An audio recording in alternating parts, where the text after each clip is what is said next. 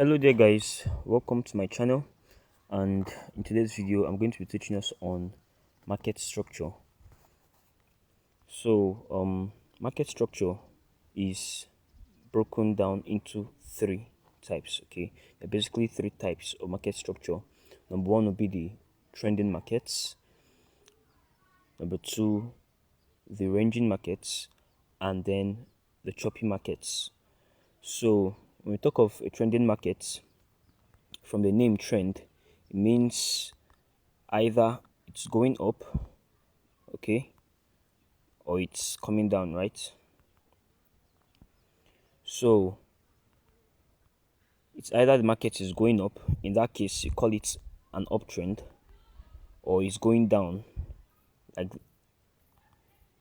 in this manner, and this would be what's a downtrend.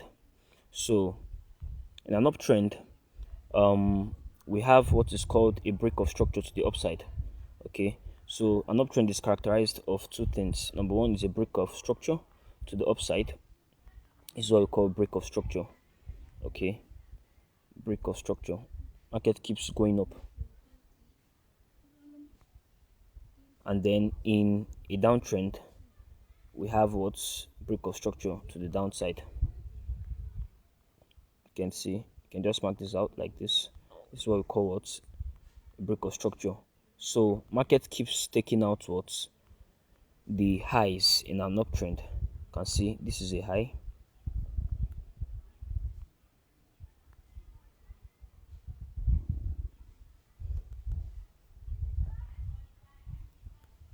so we have a high here, a high, and then a low,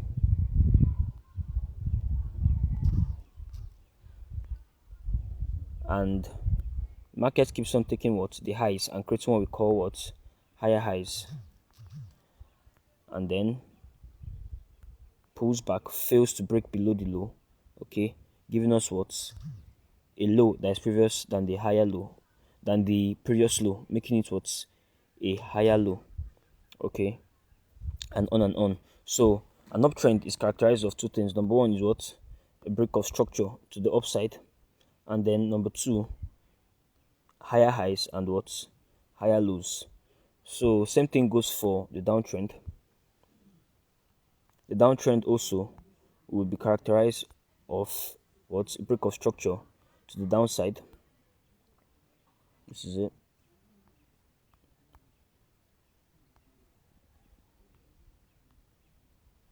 Break of structure.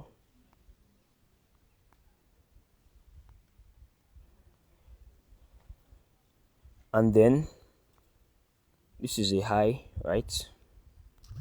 A high. This is a low. A low. And then this is now what a lower high, because this is also a high, but it is lower than the previous high. Okay, this would also be a lower high because it's what's lower than the previous high. Okay, then this would be what's a lower what low, because it's a low that is lower than the previous low. Same thing here, a lower low. So you can see that clearly. All right, so an uptrend is characterized of two things. One, a break of structure to the upside, and then a series of higher highs and higher lows, whereas the downtrend is characterized of break of structure to the downside, because markets keeps on taking out the lows, and then we have what's lower highs and lower lows. Okay, so just take your time and study that. So we'll move to the next.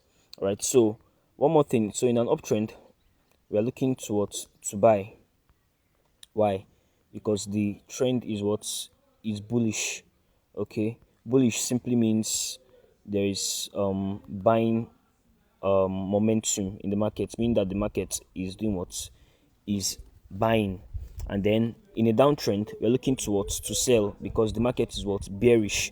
Bearish simply means there is selling pressure in the market. Okay, there is supply in the market, so you want to sell. All right, so just take your time and study that, and then we'll move on to the next.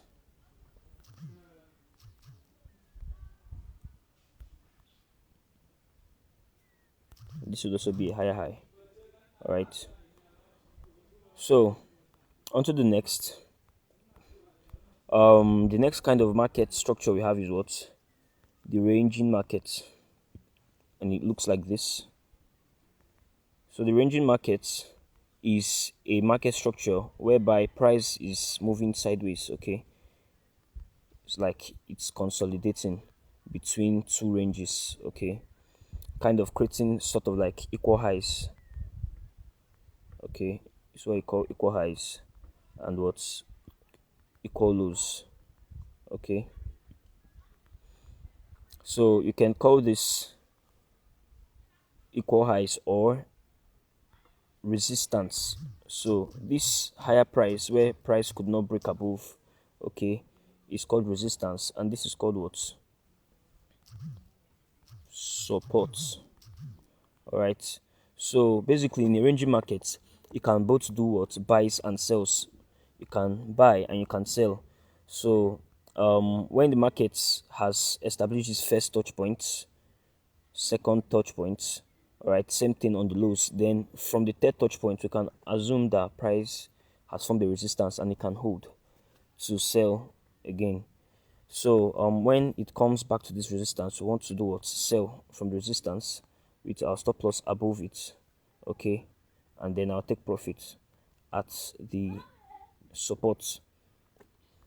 Okay, same thing when it comes back to the support, we can buy from the support, placing our stop loss below, and then take profit at the resistance. Okay, so this is basically it. I'm not here to teach support and resistance trading. In our subsequent classes and videos, I can make a video on that, right? So but this is just basically what you need to know. So this is what the ranging market, let me spell it out. Ranging market. So I said what? In the ranging market we can both buy from the support, right, and